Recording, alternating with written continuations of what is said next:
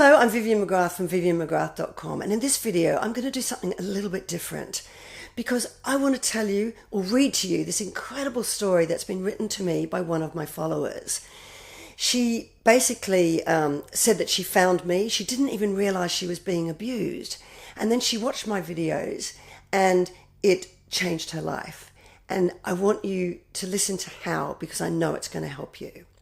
She says, "My name is Emily and I consider myself to be a survivor of narcissistic abuse. Like many before me, it was several years before I understood what this abuse was or the full extent of its damaging effects on me. In fact, I didn't even realize I was being abused until I was reduced to a ghost of my former self, nervously curled up on my living room sofa, heavily pregnant with my second child. On that day, I decided to ask Google a question. It might seem odd that I turned to the internet for answers, but I was too embarrassed to ask my friends. Not embarrassed about being abused, but embarrassed because I wasn't sure if I was being abused or going crazy. Feeling like you're going crazy when you're not is a significant symptom in narcissistic abusive relationships." Anyway, she goes on to say, "So I asked Google a question I never thought I would need to ask. Why do I love somebody who abuses me? An odd question, I know." She says, "The rhetoric, especially in the era of the Me Too movement, is clear. If you're in an unhappy or abusive relationship, you should leave it. The problem was I couldn't leave because I was in love with the person hurting me. He was like a drug to me. I couldn't imagine my life without him," she says. "How would I survive without him close to me?" And I know what that feels like. She goes on to say, "Narcissistics can make us feel that way. They have an ability to big themselves up while simultaneously putting you down so that they become your whole world. And this is what happened to me. I knew it was the relationship that was harming me, because when I looked at my life as a whole, everything else felt fulfilling, including work, friendships, and hobbies. But my relationship with my husband was abusive. So abusive that my health was suffering. I had chronic insomnia. I was sometimes so confined to my anxiety that I couldn't leave my sofa. I was terrified of him coming home, yet I didn't want to be apart from him, which is a paradox I still quite can't understand. My mind was filled with doubt, fear, confusion, guilt, and distrust. I felt sick all the time. I would go through periods of not eating, and I would become emotionally distant. So on that day, I turned to Google. I found Vivienne McGrath. That's me. Thank you, Emily." And she said, "I read through Vivienne's blog posts, watched her videos, and took one of her quizzes. That day, it was like a heavy fog lifted. I was being abused by an out-of-control narcissist. Someone who was so far gone in his narcissistic world that there was no chance of him ever changing or recovering. That moment was a combination of liberation, exhaustion, and an indescribable anger. I'd been tricked for 8 years into believing everything negative in my marriage was solely my fault. I'd been clambering around trying to please someone who couldn't be pleased, gaslit into thinking I was imagining things when I wasn't, and used and discarded as soon as I became worthless to him. I will always remember that as being one of the most conflicting realizations of my life," she says. "It had all been a lie, and I hadn't ever understood the true nature of my husband until this moment. Months later, I would tell my therapist how embarrassing I found this. I felt foolish and naive, two attributes I would ordinarily never assign to myself. I thought I was smart and strong. So did I, Emily. Instead," she says, "he was the smart and strong one, and I was the supply he required to soothe his fragile ego. So what is it that Vivienne taught me about my relationship?" she says. "How did I discover it was specifically narcissism at the center of the emotional abuse I had experienced? Here were my clues, she says. 1. Everything was my fault. And when I say everything, I mean everything. I was the problem in all instances, even when the problem had very little to do with me. If he lost his job, it was because I'd been distracting him too much. If he didn't get to the second stage of a job interview, it was because I hadn't given him enough time to swat up for it. If he put on weight, it was because I wasn't encouraging him to work out or because I was cooking the wrong food. Every single thing that went wrong in our marriage was assigned to me in some way. Even when he cheated, he led me to believe I'd conjured it somehow. Now, of course, there were times when I did make mistakes, but I always felt secure enough to own them. I took responsibility for my faults. But he couldn't do this, she says. Accepting responsibility for his mistakes would have meant revealing his vulnerabilities, and his fragile narcissistic ego would not allow this to happen. Number 2, she says, I was crazy whenever I was onto him.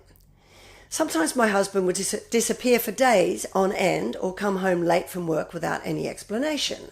Other times, I'd overhear him on the phone at 2 a.m. and wonder why he was talking so secretively so late at night. But he'd try to convince me each time that I was imagining things. He would convince me I'm paranoid or jealous. If he muttered an offensive word at me under his breath and I later mentioned it, he would not only deny your knowledge, but accuse me of showing him up in a bad light. Number 3, she says, every conversation was about him. I noticed early on in my relationship that my husband liked to talk about himself, and in all honesty, I didn't mind that at first. But after a few years, when life became busy and stressful, it began to get to me. Whenever I talked about my experience of something, he quickly turned the limelight onto him, often hijacking my experience and rewording it slightly. So if I were to say, I'm so tired today, he'd respond with, oh, I'm absolutely knackered too. I've had no sleep. I might just go and take a nap. No conversation focused on me or my experience. Instead, we were always discussing him and his. 4, he lacked empathy and was exceedingly selfish. Empaths can give narcissists the supply of attention that they need. But in my case, this empathy was never returned. Even in my darkest moments, I was alone with little support, she says. He'd laugh at me when I was expressing any unhappiness or become cold when I needed love. He seemed to have a gap where empathy should have existed, and I was the person trying to fill it for him. 5, she says, his reactions were inappropriate and excessive. Narcissists have fragile egos, and when bruised, their reactions can become extreme. I found myself walking on eggshells around my husband for years so that he wouldn't be triggered into screaming, smashing things up, storming out, or humiliating me in public. Family events were frightening, social activities packed with anxiety. I couldn't enjoy a meal in a restaurant with him in case he blew up. He was volatile and unpredictable. Life wasn't fun anymore because I was unable to relax. Of course, he'd tell me I was imagining it all, she says. He'd even go so far as to suggest I take anxiety medication. I didn't need medication, Emily says.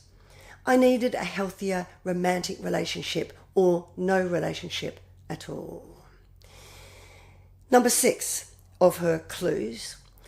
He said that he had done things when he hadn't. My husband was a compulsive liar. He needed to big himself up to hide his fragile and insecure center. Often I'd hear him describing his achievements to our friends, but these stories were always exaggerated. He told me he had qualifications that I later found to be totally bogus.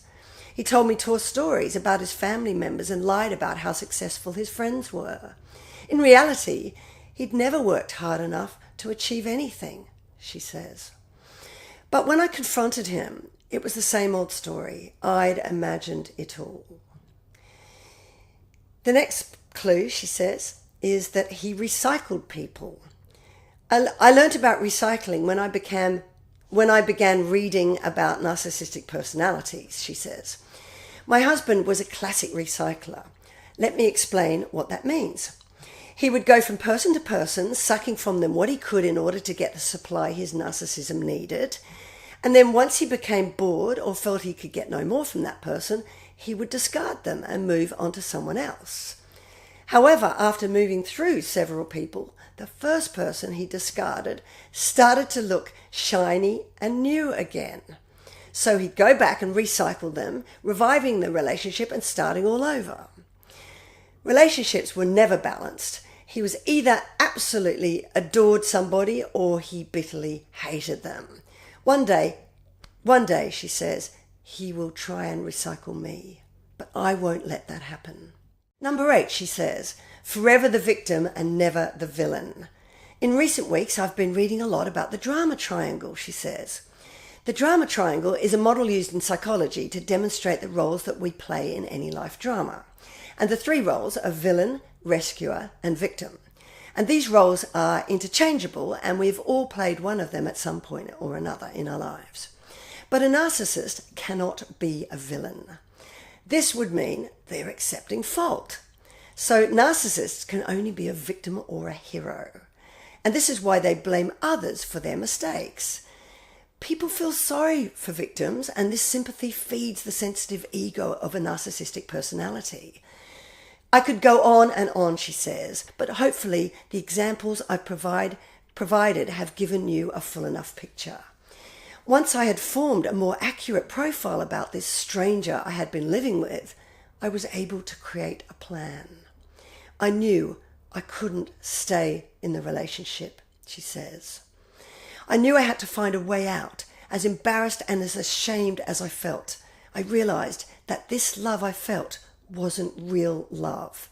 It felt real, but I was in love with a fraud, which meant my love for him was fraudulent too. So I began to keep a diary, and this helped me to recognize patterns in the behavior so that I might be able to stay one step ahead. I recorded the content of every text, phone call, and face-to-face conversation. For my own sanity, it helped to see how I was being manipulated and controlled so that I could remove myself from psychological harm.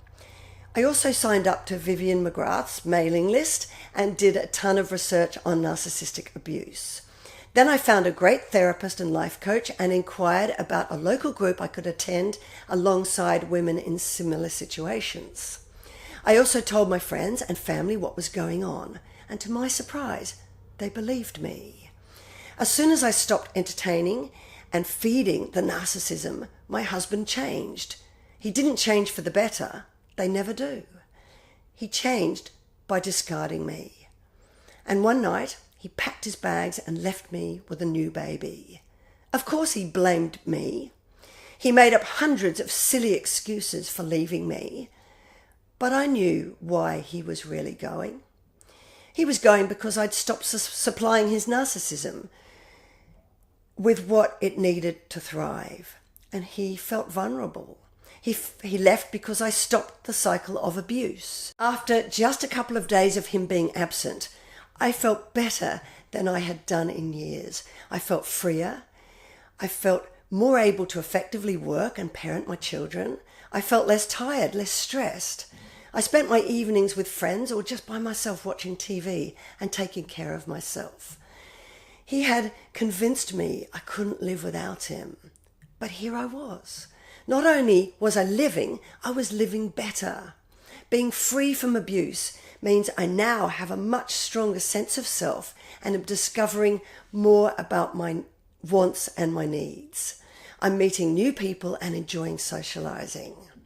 Had I not ended the cycle of abuse, I would have faded away into an invisible, permanently damaged person. Indeed, I'm wiser and happier than I've ever been, she says.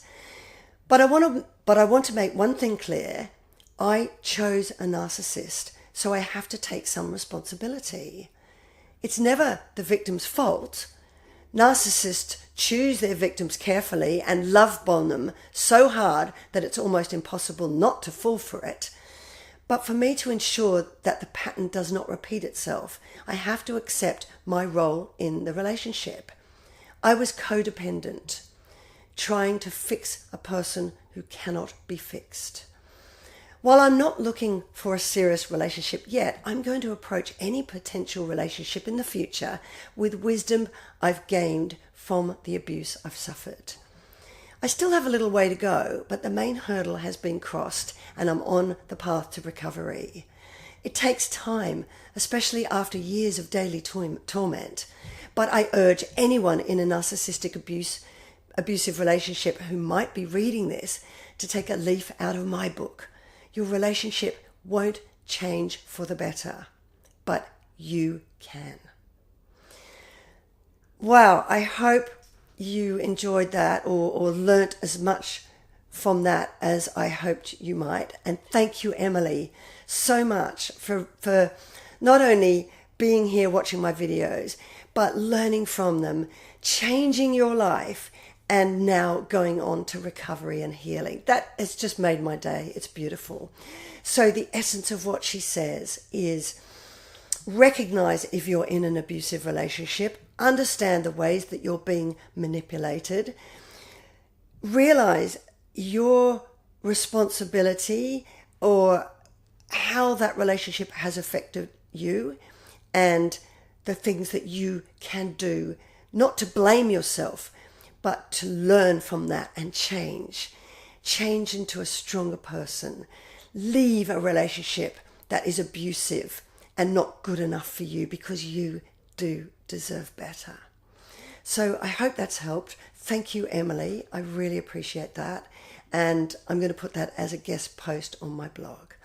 So if you like that, please click the like button, subscribe and share. And next week I'll be back to my usual videos of giving my own words of wisdom again. But I just wanted to share Emily's letter because I just thought it was so beautiful. So bye for now, and I'll see you in the next video.